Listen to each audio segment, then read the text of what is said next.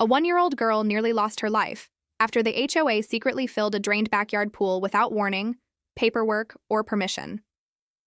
Leona Brown, the HOA president, called it just enforcing rules, even after doctors said the child might never wake up.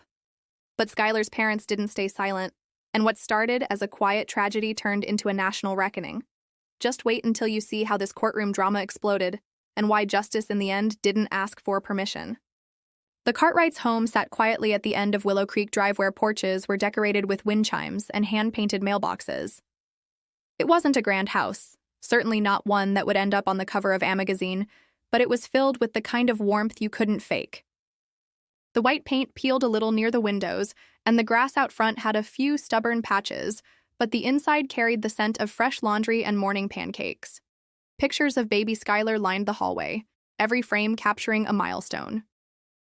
Her first smile, her first steps on the grass, her fascination with bubbles in the kitchen sink. For Jason and Kelly, she wasn't just the heart of the home, she was the home. In the backyard, a drained swimming pool had long since become Skylar's safe little world. It had been emptied months ago after a slow leak appeared near the filter. Jason, who worked night shifts at a nearby warehouse, planned to fix it when money allowed. In the meantime, they made it work, lined the concrete basin with soft playmats, set up a plastic shade canopy, and filled the space with plush toys and books sealed in Ziploc bags. Kelly would often sit at the edge with a lemonade, while Skylar crawled freely, protected by high walls from wind, dogs, and passing feet. It wasn't a luxury setup, but it was safe, controlled. The only risk was a scraped knee from crawling too fast. That was until HOA President Leona Brown decided otherwise. A woman in her 60s with an iron-pressed bob and clipboards for every day of the week, Leona treated community regulations like scripture. To her, the Cartwrights were disorder incarnate.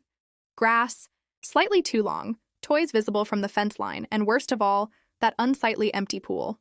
She'd made comments before, passive-aggressively suggesting the pool be removed or brought up to standard. But on that particular morning, while Jason was clocked into graveyard shift, something changed.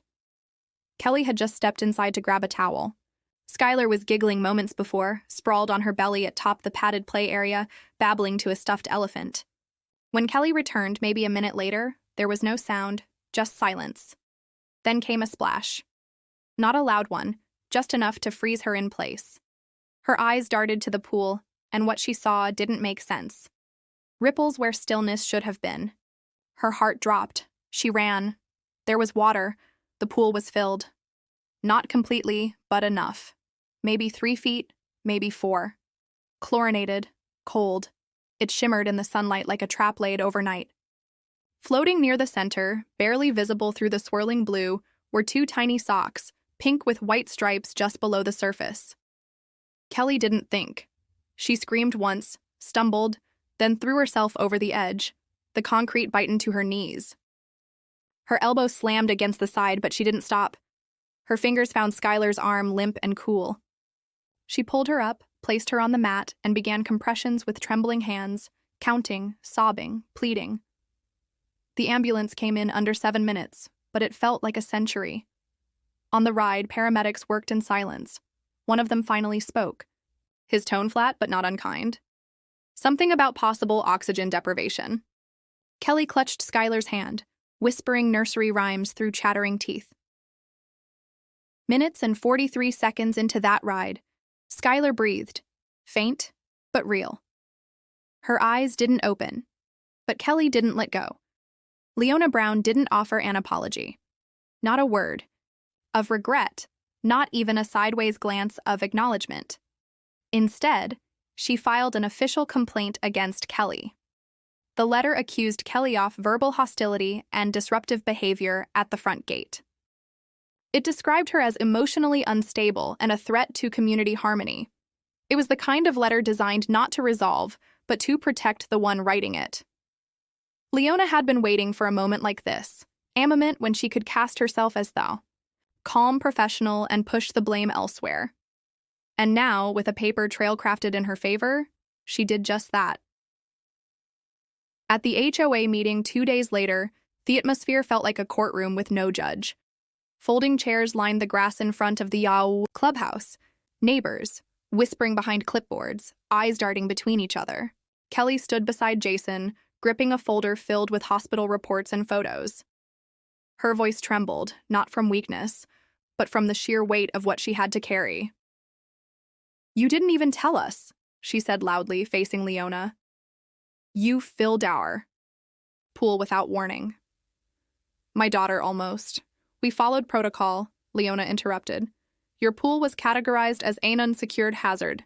Kelly's voice rose clear and firm now. "Protocol? You mean quietly pumping water into a space where a child plays every day without notice, without consent?" Leona adjusted her collar with the same clinical precision she used to sort recycling bins and holiday decorations.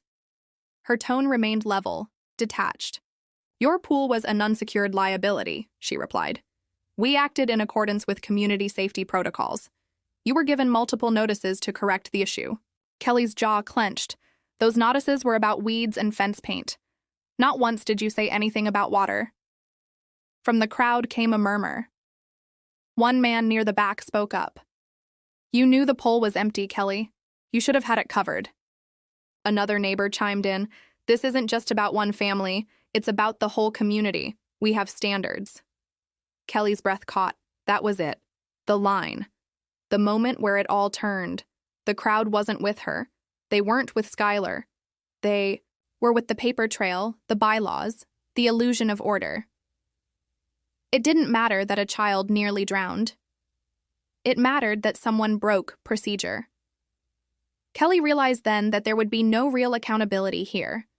Not from these people, not from this board. The HOA had made its decision and buried it beneath protocol and signatures. She looked at the faces around her. Some avoided her gaze, others crossed their arms. No one moved.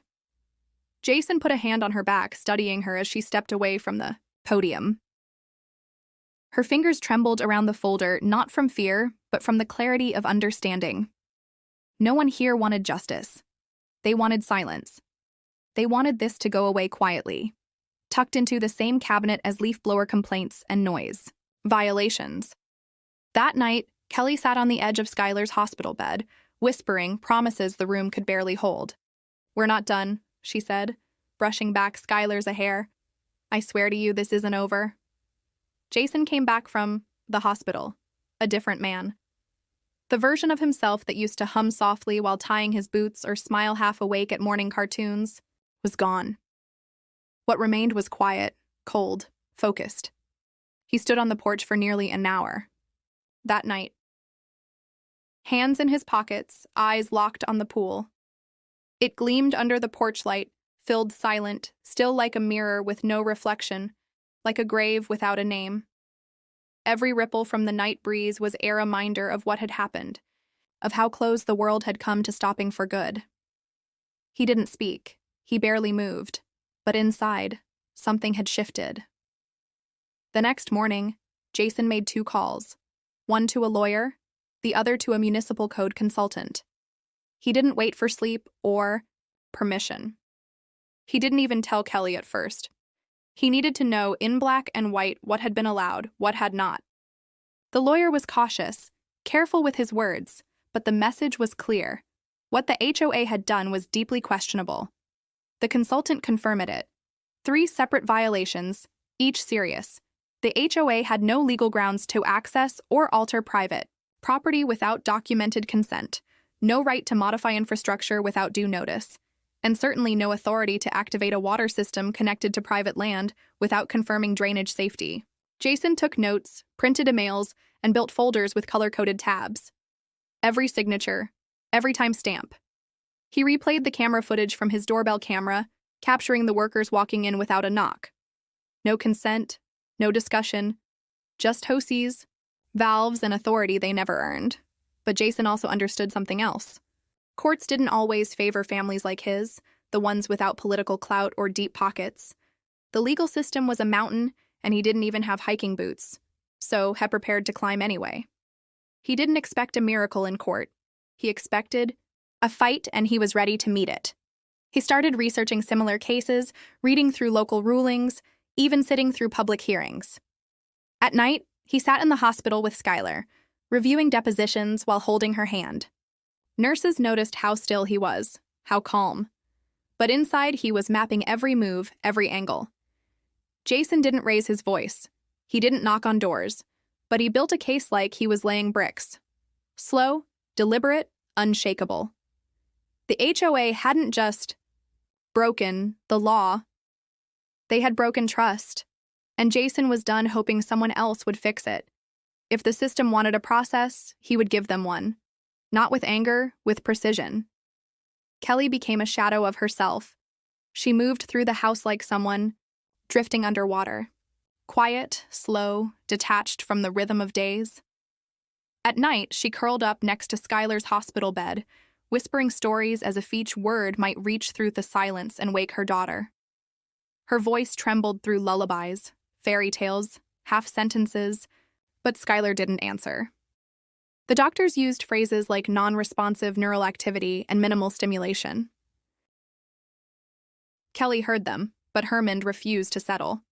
She still believed that voice mattered, that memory mattered, that love somehow might still reach across the stillness. She dreamed of water, woke, gasping, sheets damp with sweat. Sometimes she thought she saw Skylar reaching from beneath the surface of the mattress. Other times, she stood frozen in the hallway, heart racing, convinced she'd heard splashing that wasn't there. Grief wrapped itself around her shoulders like a lead blanket. And no matter how tightly Jason held her, it didn't lift. But Jason wasn't sleeping either. While Kelly sat in silence, he got to work. He reached out to David Cross, a local journalist known for his sharp writing and public battles with HOA abuse. Cross didn't hesitate. Within days, the first article went live. Orchard Glen family claims HOA filled private pool without consent. Child in critical condition. The headline spread faster than Jason expected. News vans rolled up to their street. Neighbors peeked through curtains. Whispers turned into questions.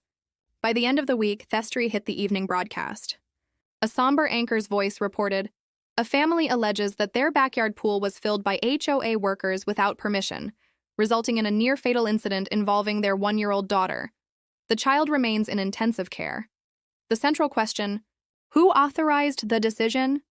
Panic stirred in Orchard Glen. What had once been quiet confidence in their community board started to fracture. Some residents defended Leona Brown, calling it a tragic misunderstanding. Others weren't so sure. Rumors of internal conflict began circulating. And then someone leaked the emails. Jason received them through an encrypted tip. It was a chain of internal messages between HOA board members.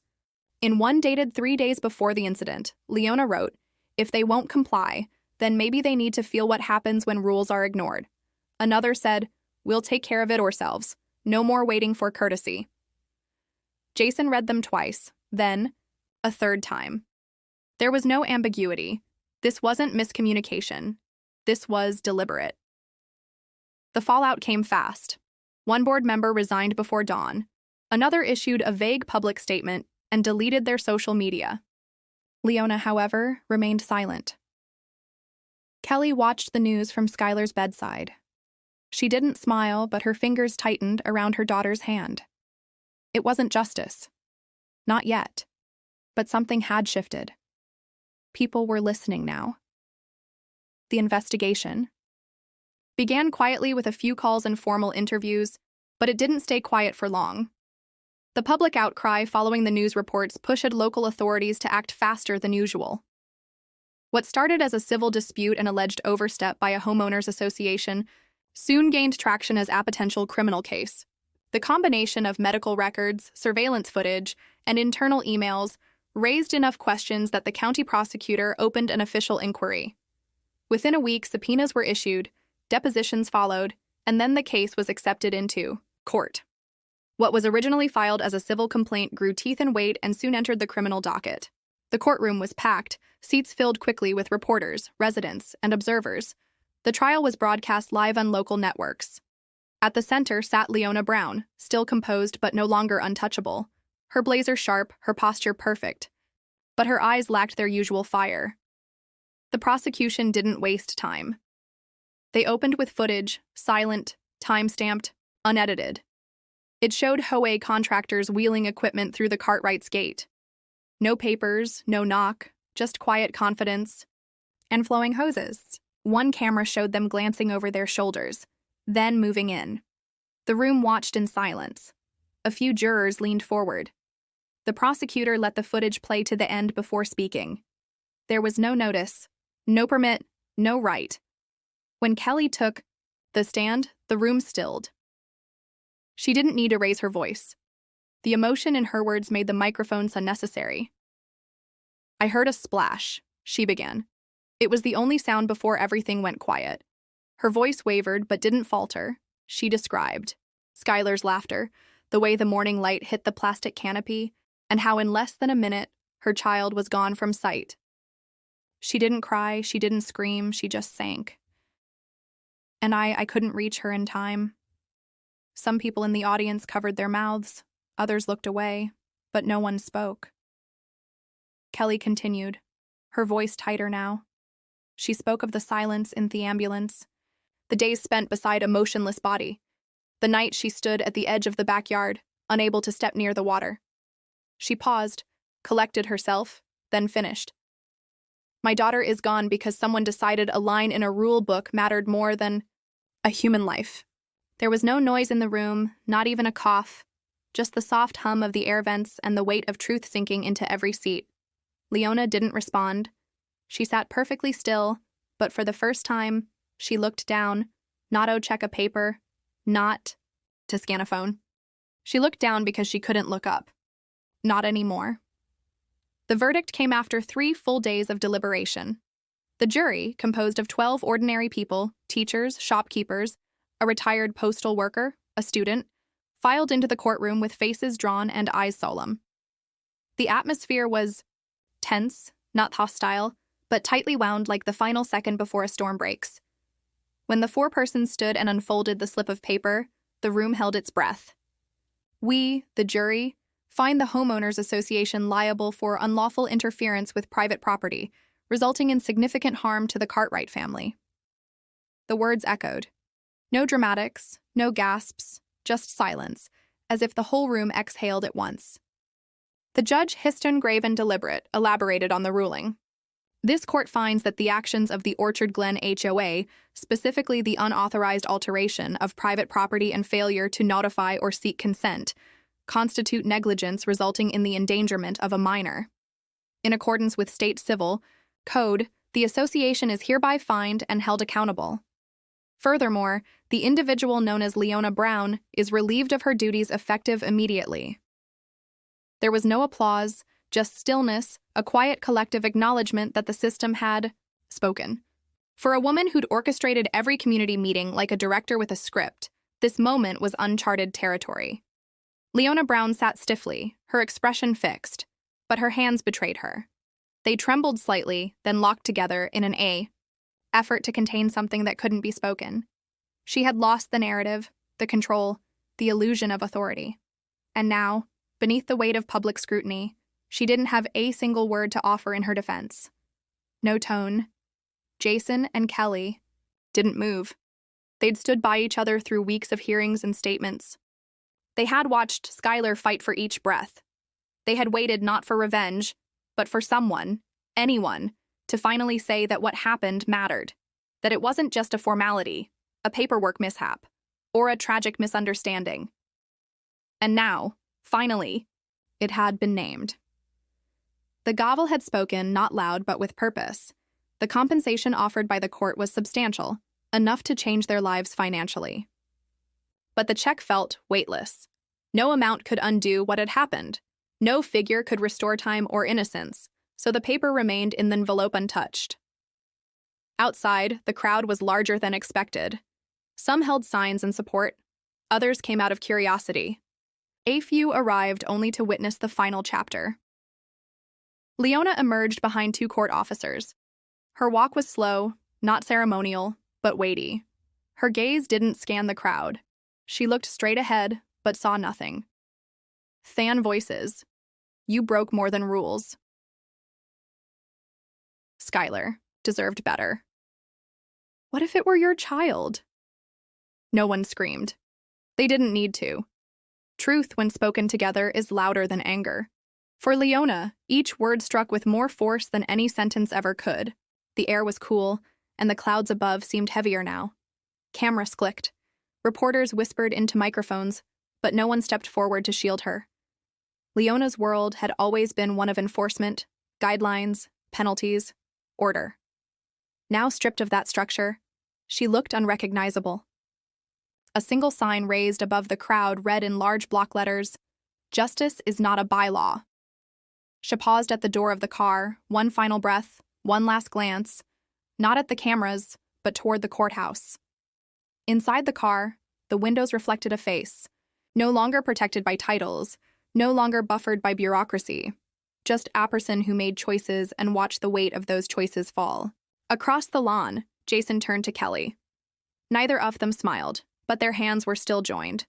And for the first time in a long time, the silence they shared didn't feel like grief. It felt like something lighter, like truth had finally arrived.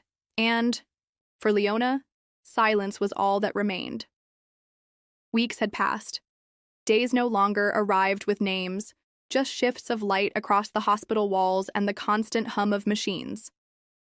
Jason and Kelly learned the rhythm of alarms and footsteps. They memorized every tone in the nurse's voice, every pause in the doctor's sentence. Hope was something they no longer named out loud. Instead, they practiced quiet endurance, soft voices, warm compresses, whispered songs. Skylar hadn't moved. Not once. Her chest rose and fell, only with the help of tubes and machines. Her hands stayed limp, her face soft and still. Kelly had stopped looking at the clock. Jason had stopped asking questions the doctors couldn't answer. They simply stayed, not out of obligation, but because leaving never felt like an option. If Skylar's world had narrowed to one hospital room, then so had theirs. They brought her favorite toys, played her favorite music, read the same books again and again. Every tiny gesture was a thread keeping them connected to her just in case she could still feel it. On the 78th morning, it was Jason's turn to sit beside her bed while Kelly dozed. He sat beside Skylar, fingers resting lightly on her hand, tracing the soft line of her knuckles. His other hand held a worn paperback with rounded corners and pages falling free from the spine. He wasn't reading, just holding it, like a ritual. Across the room, Kelly had dozed off in their reclining chair, her body curled up like it was bracing for another day of not knowing. Then it happened. A shift, a subtle tightening of fingers around his own. Jason blinked. He wasn't sure at first, but then it came again. Ass squeeze. His voice barely rose above a whisper. Kelly. She stirred, her eyes still closed. What? He said nothing. Just turned her hand to Skylar's, now firmly curled around his. Kelly sat up straight. Her breath caught. Her eyes moved to Skylar's face. The monitor kept its slow, steady beat. And then Skylar's eyelids twitched. Once, twice, and opened. Her gaze was unfocused, her pupils slow to adjust. But her eyes, those same deep blue eyes, were open, looking, not at the ceiling, not at the light, at him. Kelly gasped and leaned forward. Jason. Jason. She's looking. She didn't smile.